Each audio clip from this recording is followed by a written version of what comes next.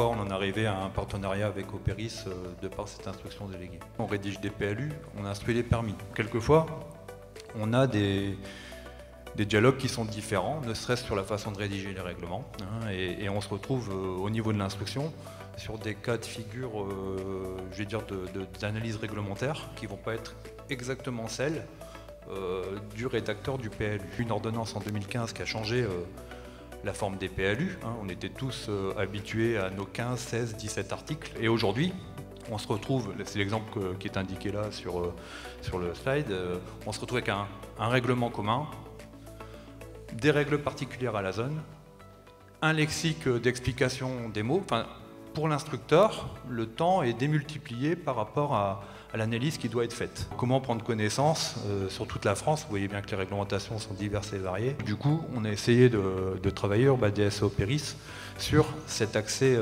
à la donnée vérifiée rapide et en même temps qui soit pertinente pour l'instructeur pour lui faire gagner du temps. On en a déduit qu'il fallait qu'on mette effectivement en place un outil qui présente de manière facile à l'instructeur la réglementation exhaustive, fiable et à jour. Donc pour cela, on s'est attelé à identifier les trois grandes étapes, à savoir le diagnostic et ou l'accompagnement réglementaire, le recensement des données et la réglementation applicable au terrain.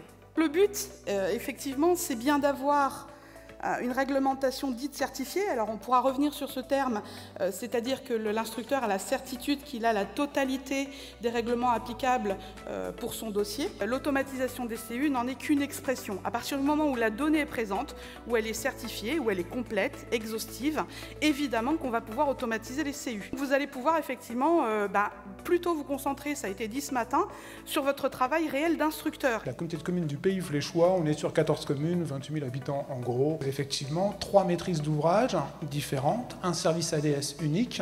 On a un deuxième exemple, on a une belle dent creuse de 2 hectares, un peu plus de 2 hectares en cœur de bourg. Et alors là, poste caduc, donc retour RNU. J'ai le premier projet du géomètre, densité 7 lots hectares. C'est moi ce que je qualifie plus de l'optimisation financière que de l'urbanisme. Je dis au maire, on rencontre les deux élus, les deux propriétaires, et on leur propose peut-être, on leur raconte ce que vous voulez en fait pour votre centre-bourg.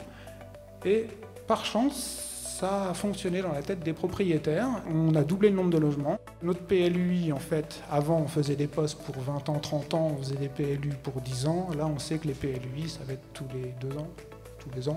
Nous avons également travaillé avec Opéris pour mettre en place le guichet numérique, donc il est opérationnel depuis le 1er janvier 2020. Avec les notaires CUA, DIA, on est à 35%. Je pense qu'on va arriver d'ici la fin de l'année à une cinquantaine, soixantaine de pourcents. Mais ça, c'est de la communication et c'est aussi du bouche à oreille.